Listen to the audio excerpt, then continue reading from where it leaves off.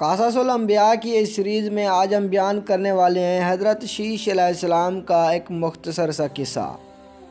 آج کی ہماری یہ ویڈیو پچھلی ویڈیو سے منسلک ہے۔ اگر آپ نے ابھی تک ہماری پچھلی ویڈیو یعنی قصص الانبیاء ایپیسوڈ 2 نہیں دیکھی تو دیکھ لیں تاکہ آپ کو یہ ویڈیو بھی سمجھ آ جائے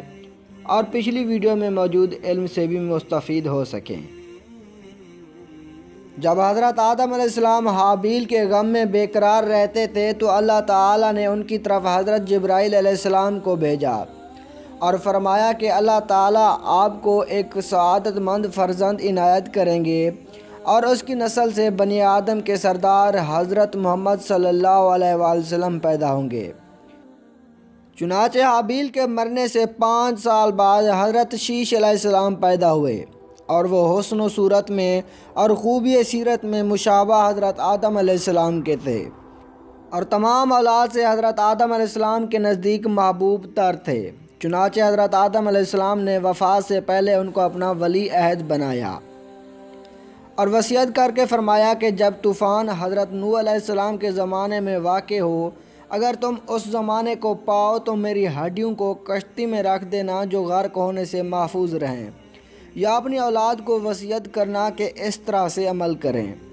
اور حضرت شیش علیہ السلام اکثر اوقات حضرت آدم علیہ السلام کی زبان سے احوال بہشت لذت کے سنتے تھے اور آسمانی صحیفوں کا مضمون بھی دریافت کرتے تھے، اسی لیے وہ حضرت آدم علیہ السلام کے نزدیک محبوب تر تھے اور لوگوں سے تنہا ہو کر دنیا کی لذتیں چھوڑ کر اکثر اوقات وظائف و طاعات میں مشغول رہتے اور نفس کی ریاضت اور تہذیب و اخلاق ہمیشہ ان کے مد نظر رہتا تھا۔ اور حضرت شیش علیہ السلام کے زمانے میں بنی آدم 2 قسم کے تھے، بعض اطاعت حضرت شیش علیہ السلام کی کرتے تھے اور بعض قابیل کی اولاد کی تابعداری میں مشغول تھے۔ اور حضرت شیش علیہ السلام کی نصیحت سے کچھ تو راہ راست پر آئے اور بعض بدستور نافرمانی پر قائم رہے۔ جب 912 برس تک ان کی عمر گزری تو روح پاک جسم سے پرواز کر کے عرش معلیٰ کو پہنچی۔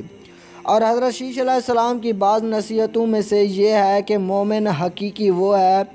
کہ جس میں یہ خصلتیں موجود ہوں: اول تو خدا کو پہچاننا،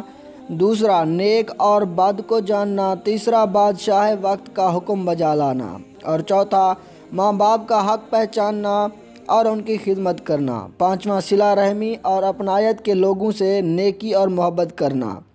چھٹا غصے کو زیادہ حد سے نہ بڑھانا، ساتواں محتاجوں اور مسکینوں کو صدقہ دینا اور رحم کرنا، آٹھواں گناہوں سے پرہیز اور مصیبتوں میں صبر کرنا، نواں شکر الہی کا ذکر کرنا۔